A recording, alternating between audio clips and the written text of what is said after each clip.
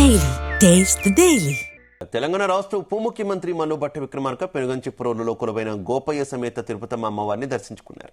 ఆలయానికి చేరుకున్న భట్టి విక్రమార్కకు ఆలయ అర్చకులు సంప్రదాయబద్ధంగా పూర్ణకుంభంతో స్వాగతం పలికారు.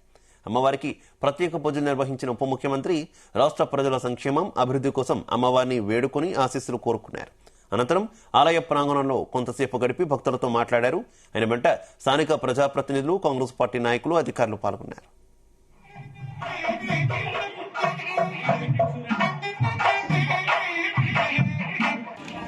Okay sir sir sir